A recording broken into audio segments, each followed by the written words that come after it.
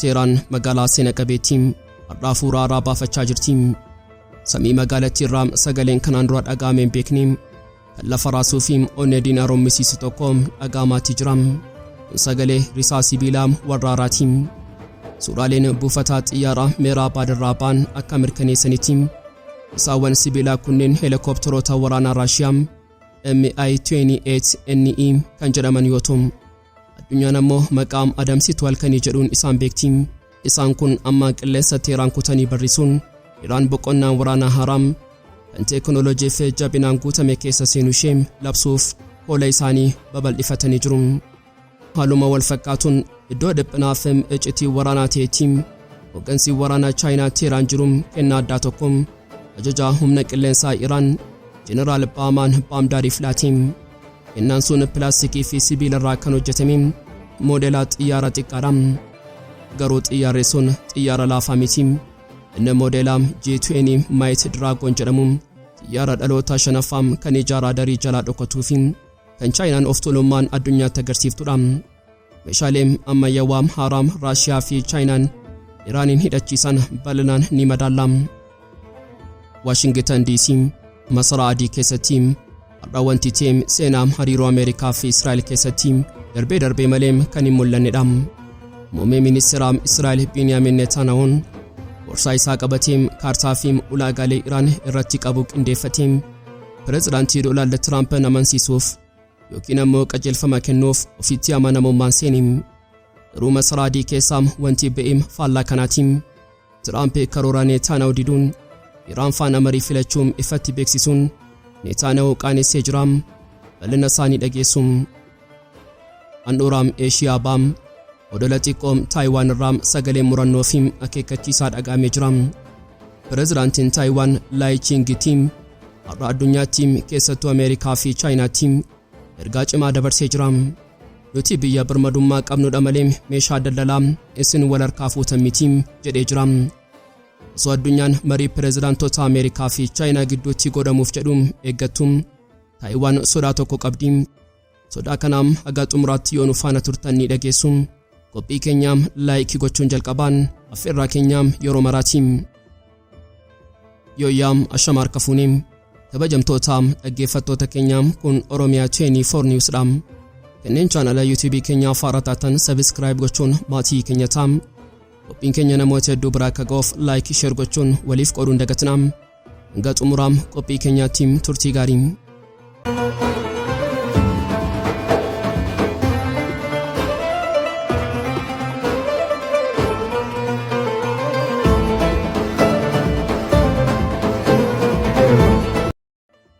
Teeraan magaalaa seena-qabeettii gaarreen Elburz jala teessum har'a fuuraa baafachaa jirti. Samii magaalattii irraa sagaleen kanaan dura dhaga'ameen beekni kan lafa raasuu fi onnee diinaa rommisiisu tokko dhaga'amaatti jira. Kun sagalee xiyyaara dulloomaa miti. Kun sagalee risaa sibiilaa warraaraati. Suuraaleen buufataa xiyyaaraa meeraa baadirraa ba'an akka mirkaneessanitti risaawwan sibiilaa kunneen heelikopteroota waraanaa Raashiyaa MI-28NE kan jedhaman yoo ta'u, addunyaan ammoo maqaa adamsituu halkanii jedhuun isaan beekti. Isaan kun amma qilleensa Teeraan kutanii barrisuun Iraan boqonnaa waraanaa haaraa kan teekinooloojii fi jabinaan guutame keessa seenuu ishee labsuuf hoola isaanii babal'ifatanii jiru. Waggoota 47f Iraan xiyyaarota waraanaa Ameerikaa irraa barashaa bitattee kanneen akka F-14 Tomkaatii fi Phantom suphaa fi ogummaa ogeessota isheetiin lubbuu tooruuf tattaafachaa turte. Xiyyaaronni sun yeroo isaaniitti gootota qilleensaa turan dhagaruu moofaanii jiru. Amma garuu dhufaatiin risaa sibiilaa MI-28NE kun seenaa suphaa sana cufee seenaa humna qilleensaa ammayyaawaa Iraan banee jira. Heelikopteroonni kunniin halluu dhokataa dijitaalaa uffatanii sirna dhukkee fi cirrachaa ofirraa ittisuun kan badhaadhan yoo ta'u, kunis qilleensa gammoojjii Iraan keessatti akka gaariitti akka hojjetaniif Raashiyaan addatti qopheessitee fi kan ergiteefidha. Jabina risaawwan sibiilaa kanaa yeroo xiinxallu isaan heelikopteroota qofa miti. Isaan gaachana lafoo fi ija samii Iraaniiti. MI-28NE dandeettii halkaniin diina arguu madifii miilimeetira 30 diinaar caasuu fi misaayila taankii barbadeessuun hidhachuu kan danda'udha. Waraanaa ammayyaawaa keessatti humna lafoo biyya tokkoo hammamiyyuu yoo jabaateem gargaarsa qilleensaa yoo dhabeem salphaatti haleellaaf saaxilamam. Iraan kana hubachuun risaawwan sibiilaa kanaan da'oo ibiddaa lafoo isheetiif uumtee jirti. Kunis diina lafarraan Iraan weeraruuf yaadu kamiyyuu osoo daangaa hin ce'in duraam akkasii akkuma yaaduum isa taasisam. Kana malees dhufaatiin heelikopteroota kanaam mallattoom waan guddaa biraatiin. Kun fuula jalqabaam waliigaltee Moskoo fi Teeraanidha. Iraan ammaam heelikopteroota qofa osoo hin taaneem xiyyaarota waraanaa dhaloota shanaffaa kan ta'an Suukai Su-35 eeggachaa jirti. Xiyyaaronni Su-35 yeroo dhufan humna ittisaa qilleensaa Iraan S-300 fi S-400 wajjin wal qabatanii samii Iraan naannoo dhorkomaa diinaaf taasisuun Iraan kanaan dura misaayila qofa irratti hundooftee turte. Amma garuu humni qilleensaa ishee humna misaayila ishee waliin wal simatee madaalli humna Baha Giddu-galeessaa guutummaatti jijjiiraa jira. Xiinxaltoonni waraanaa akka jedhanitti humni Iraan inni haaraan kun Iraanin biyya ofirraa ittistuu irraa gara biyya tarkaanfii fudhachuu dandeessutti ceesisaa jira. Isaawwan sibiilaa kunneen Iraan daangaa ishee eeggachuu qofa osoo hin taane humnoota diinaa naannicha jiran kanneen akka dooniiwwan waraanaa fi buufataalee fageenyatti akka adamsituu ishee dandeessisu. Diinni Iraan yeroo karoora waraanaa baasu amma booda xiyyaara moofaa bara 1979 sanaa osoo hin taane teekinooloojii Raashiyaa Isaa ija hin qabnee fi harka dheeraa kanaa herrega keessaa galfachuuf dirqama. Walumaa galatti samiin Teeraan har'aa sagalee mootora haaraan guutamee jira. Risaawwan sibiilaa kunneen qilleensa diilallaa gaarreen Elburzi keessaa yeroo barrisan ergaa tokko dabarsu. Iraan amma diigamaa osoo hin taaneem deebiteem ijaaramaa jirti. Humni qilleensaa ishee inni waggootaaf hirriba keessa ture amma dammaqee jira. Iraan amma risaa sibiilaa qabattee ija jabeenyaa fi ofitti amanamummaan addunyaa sodaatamaa jirtu sana dura dhaabbachuuf qophiidha. Seenaan waraanaa Iraan boqonnaa haaraa kan adamsitoota halkanii fi risaawwan sibiilaatiin barreeffamu banattee jirti. Teeraan keessatti wanti har'a raawwatame walharkaa fuudhiinsaa kennaa xiqqoo tokko fakkaata. Garuu gaaddidduun isaa galaana Arabaarraa hanga galaana Meeditiraaniyaaniitti dheerachuu danda'a. Iddoo dhiphinaa fi iccitii waraanaa ta'e tokkotti maallaqni waraanaa Chaayinaatti Teeraan jiru kennaa addaa tokko ajajaa humna qilleensaa Iraan Jeneraal Baamaan Baamdaariif laate. Kennaan sun meeshaa waraanaa dhukoo miti pilaastikii fi sibiilarraa kan hojjetame modeela xiyyaara xiqqaadha. Garuu xiyyaarri sun xiyyaara lafee miti. Inni modeela J-20 Might Dragon jedhamu xiyyaara dhaloota shanaffaa kan ija raadarii jalaa dhokatuu fi kan Chaayinaan of tuulummaan addunyaatti agarsiiftudha. Taateen kun addunyaa waraanaa raasee jira. Waggoota dheeraaf Iraan xiyyaarota Raashiyaa kanneen akka Su-35 bitachuuf olii fi gadi fiigaa turte. Su-35 xiyyaara cimaadha. Garuu xiyyaara dhokataa miti. Har'a garuu Chaayinaan xiyyaara ishee isa iccitii guddaa qabu kan Ameerikaan illee F-22 fi F-35 ishee wajjin walgiteera jettee sodaattu sana harka Jeneraala Iraan keessaa keessa jirti. Kun mallattoo salphaa miti.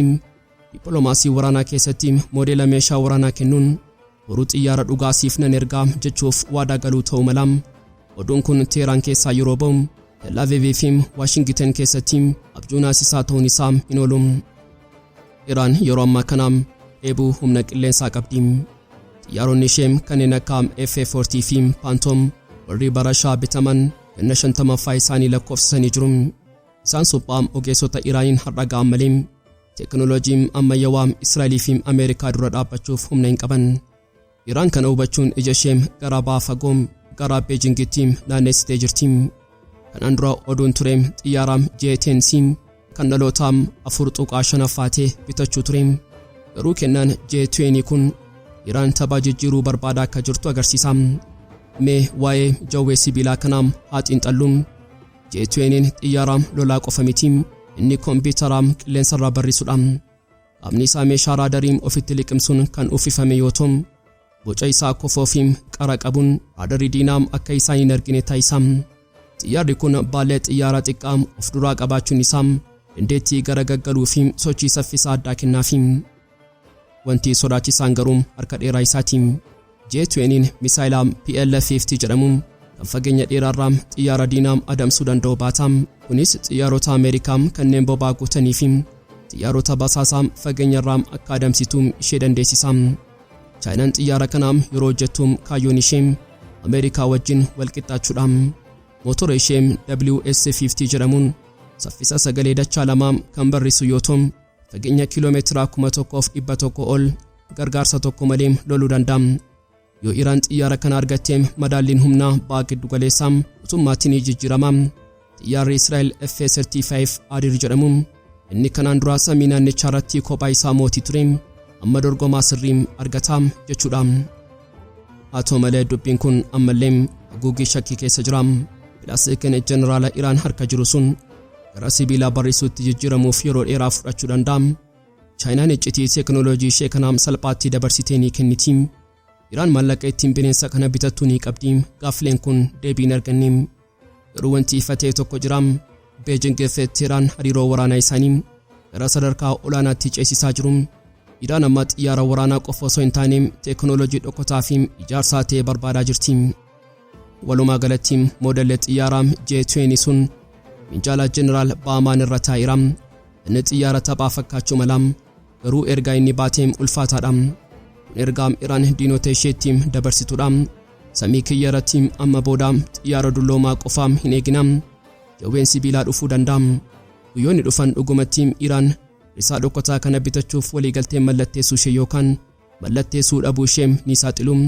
Hanga sanatti J-20 sun minjaala Teheraan irra taa'ee samii Baha Giddu-galeessaa ijaan ilaala.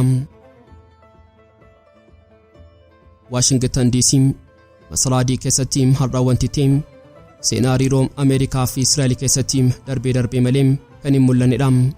Muummeen ministeera Israa'el Biniyaamin Netaaniyaahuu gorsaa isaa qabatee kaartaa fi ulaagaalee Iraan irratti qabuun qindeeffatee pireezidaantii Doonaald Tiraamp amansiisuuf yookiin ammoo qajeelfama kennuuf ofitti amanamummaan seeni. Inni Tiraampiin marii Iraan wajjin gootu kana dhaabii yookiin ulaagaa kiyya kanaan deemii jechuuf ture. Ulaagaan isaas Iraan niwukileera diiguu qabdi. Misaayila ishee immoo kiiloomeetira 300 gadi qofa akka furguggifamu dhiibbaa gochuu qabda kan jedhu ture. Netaaniyahuun akka barsiisaa ta'e Tiraamp ammoo akka barataa dhaggeeffatutti yaadee ture. Garuu masraadii keessaa wanti beem faallaa kanaati. Tiraamp namni daldalaa fi of tuulaan sun minjaala irra taa'ee Netaaniyahuudhaan asii anaatu ajajaam ati ammoo ni fudhatta jedheen. Har'a Tiraamp daangaa ifatee sararee jira. Daangaa sunis eenyutu hordofsiisaa akka ta'e adda baasee jira. Netaaniyahuun Tiraampiin gara yaada isaatti jijjiiruu dadhabuu qofa osoo hin taane haqiiqa Tiraamp fudhatee akka deemu dirqisiifamee jira. Wanti nama dhibu mariin kun akkamitti akka gaggeeffamedha. Yeroo hundaa Netaaniyahuun masraadii yeroo dhufu ibsi gaazexeessootaa ni kennama. Harki ni raafama, seeqni ni baay'ata. Har'a garuu kun hundi hin turre. Tiraamp ta'ee jedhee daawwannaa kanaaf iddoo dhabsiise. Gaazexeessaan hin jiru. Ibsi waloo hin jiru. Wanti beem ergaa gabaabaa Tiraamp fuula Truth Social isaa irratti maxxanse qofa. Ergaan isaas ifadha. Ani Iraan wajjin marii filadheera. Netaaniyahuun afaan qabatee harka duwwaa deebi'uuf dirqamee jira. Tiraamp maaliif kana godhe sababiin isaa ifadha. Tiraamp amma injifannoo dippiloomaasii barbaada malee waraana hin barbaadu. Inni Iraan wajjin waliigaltee uume addunyaatti ani nageenyaan buusee jechuu barbaada. Kanaafuu waca Netaaniyahuuf dhiibbaa warraaqsa Iraan jedhu sanaam cinaatti gatee kallattiin Teheraan wajjin dubbachuu filatee Iraan waliigaltee bara 2015 sana caalaam jabaatee illee Tiraamp waraanarraa marii filatee jira. Haa ta'u malee Tiraamp gootummaatti laafaa miti. Yeroo marii kana filatuun harka kaaniin ammoo ulee qabatee jira. Gabaasni akka mul'isutti Tiraamp doonii waraanaa guddaa lammaffaa gara galaana Arabaatti akka ergamuuf qophii ta'aa jedhee Peentaagoon ajajee jira. Kun waraanaaf osoo hin taane dhiibbaa uumuufi. Tiraamp tooftaa marii fi doorsisaa fayyadamaa jira. Dooniin inni jalqabaa Iraaniin gara marii Omaanitti akka dhufan taasiseera. Dooniin lammaffaan ammoo waliigaltee akka mallatteessan isaan dirqisiisuu danda'a jedhee yaada. Gaaffiin guddaan garuu Iraan dhuguma ni mallatteessiti moo? Tiraamp fi Iraan lachuu yeroo bitachaa jiru. Iraan dhimma misaayilaa ishee dabarsitee kennuuf fedhii hin qabdu. Tiraamp ammoo filannoo biyya keessaa fi aarii Netaaniyaahuu gidduutti qabamee jira. Har'a Waashingitanitti wanti mirkanaa'e tokko jira. Netaaniyahuun hoogganaa osoo hin taane deeggaraa ta'uusaa Tiraampitti agarsiisee jira. Israa'el yeroo jalqabaatiif dhimma Iraan irratti murteessituu osoo hin taane eeggataa ta'uuf dirqamtee jirti. Addunyaan amma quba ishee afaan irra keessee tapha Tiraamp fi misaayilaa Iraan gidduutti eenyutu injifata jechuun eegaa jirti. galaanni Arabaa har'aa caljedhee hin teenye dambalii sodaatiin raafamaati jira. Dooniin waraanaa Ameerikaa inni guddaan Abrahaam Lincoln jedhamu akka gaaraa bishaan irraa ciisee humna isaa agarsiisaa jira. Garuu Iraan waggoota 50 callistee hin teenye. Akka gabaasaa CNN Iraan waraanaa fuulaa fuulatti Ameerikaa wajjin loluuf humna akka hin qabne sirriitti beekti. Xiyyaara waraanaa Ameerikaa wajjin qilleensa irratti wal dorgomuu hin dandeessu. Kanaafuu mala biraa mala waraanaa lafa jalaa fayyadamtee waggoota dheeraaf neetworkii ibiddaa naannichaa keessatti diriirsitee jirti. Amma wanti Ameerikaa dhiphisaa jiru xiyyaara Iraan osoo hin taane misaayila ishee isa haaraati. Misaayilli kun saffisaan barrisuu isaatiin addunyaa raasee jira. Pireezidaantiin Tiraamp tarkaanfii waraanaa fudhachuurraa akka duubatti jedhan kan taasise sodaa tokkodha. Yoo nuti Iraan rukunnee Iraan deebistee maal nu rukutti? Laaffiin kun salphaa miti. Ogeeyyiin waraanaa yeroo ammaa kana waraana bara 2006 Leebaanos keessatti ta'e yaadachiisu. Yeroo sanatti Israa'el humna cimaa qabduun injifadha jettee seentee meeshaa hin eegne rukutamte. Har'as Iraan meeshaa dhoksaa qabaachuu dandeessi. Misaa'ilonni ishee yookaan doonii Ameerikaa qofa osoo hin taane dinagdee addunyaa guutuu miidhuu danda'u.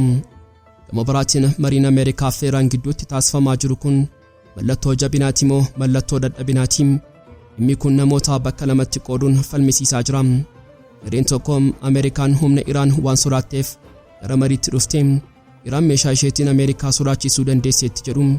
Gareen biraan ammoo lakkii Iraan rakkoo dinagdee keessa waan jirtuuf mootummaa ishee oolchuuf jilbeenfatte jedhu.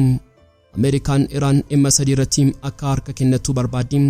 Niwukileeraa, misaayilaa fi dhiibbaa naannoo. Iraan yoo kanneen irratti walii galtee mallatteessite akka riisaa koolooniisaa caccabeetti ilaalamti. Handhuuraam Eeshiyaa Bahaa odola xiqqoo Taayiwaan irraa sagalee murannoo fi akeekkachiisaa dhagaamee jira. Pireezidaantiin Taayiwaan Laayichiingitii har'a addunyaatti keessattuu Ameerikaa fi Chaayinaatti ergaa cimaa dabarsee jira. Itti biyya birmadummaa qabnudha malee meeshaa daldalaa isin wal harkaa fuutan miti jedha. Osoo addunyaan marii pireezidaantii Ameerikaa fi Chaayinaa gidduutti godhamuuf jedhu eeggattu Taayiwaan sodaa tokko qabdi. Sunis faayidaa dinagdee yookaan siyaasaa biraatiif jecha Ameerikaan dhimma Taayiwaan irratti Chaayinaa wajjin daldalaa ni raawwatti kan jedhudha. Pireezidaant Laay garuu dhimmi keenya dhimma lubbuuti malee dhimma gabaa miti jechuun sarara diimaa sararee jira. Pireezidaantichi Isaa kanaan akeekkachiisaa sodaachisaa tokko dabarsee jira. Chaayinaan Taayiwaan liqimsuuf fedhii qabaachuun ishee dhimma odola kanaa qofa irratti kan dhaabbatu miti. Akka Laay jedhutti yoo Chaayinaan Taayiwaanin fudhatte bineensicha asirratti hin dhaabbatu. Inni biyyoota naannichaa kanneen akka Jaapaanii fi Filiippiinsis ulaayitti aanuu ta'uu akka danda'an akeekkachiisee jira. Chaayinaan Taayiwaanin qabachuun balbala Eeshiyaa Bahaa banachuudhaan kunis dhiibbaa ishee hamma Ameerikaa fi Awurooppaatti babal'isuuf riqichata. Kanaafuu dhimmi Taayiwaan dhimma odola tokko qofa osoo hin taane dhimma madaallii humnaa addunyaati. Sodaa kana qolachuuf jecha Taayiwaan harka marattee hin teenye. Pireezidaantiin Laay paarlaamaa biyyattii baajata waraanaa guddaa $40 biliyoona ta'u akka raggaasisuuf amantaa qabaachuu isaa ibsee jira. Maallaqni kun waraqaa fi qalama bituu miti. Kun gaachana sibiilaa ijaaruufi. Taayiwaan maallaqa kanaan meeshaalee waraanaa ammayyaawaa Ameerikaa irraa bitachuun humna ittisaa ishee dachaan cimsuuf karoorfattee jirti. Nuti of eeggannoo keenya cimsuun diinaaf salphaatti kan hin liqimfamne ta'uu qabna jedha. Gama biraatiin sochii keessoo Chaayinaas ta'e ija shakkiin ilaalamaa jira. Dhumarratti Taayiwaan ija ishee gara Awurooppaattis naannessiteetti. Akka Yuukireen Raashiyaa dura dhaabbatti sana Taayiwaanis deeggarsa teekinooloojii fi industirii waraanaa Awurooppaa ni barbaaddi. Pireezidaantii Laay michoomna addunyaa nuuf wabii guddaadha jechuun Taayiwaan kophaa ishee akka hin taane addunyaa yaadachiisee jira. Walumaa galatti Guraandhala 12 2026 guyyaa Taayiwaan ani xurree daldalaa irra hin jiru ani dirree qabsoo irra jira jechuun ifatti labsitee galmeeffamee jira. Egaan kabajamtoota dhaggeeffattoota Oromiyaa 24 News qophii guyyaarraaf qabannee dhiyaannee asumarratti golamaa. Kanneen chaanala YouTube keenyaaf haaraa taatan subscribe gochuun maatii keenya ta'aa. Qophiin keenya namoota hedduu bira akka ga'uuf like share gochuun waliif qooduun dagatinaa. Hanga xumuraa qophii keenyaatti waan nu faana turtaniif galatoomaa.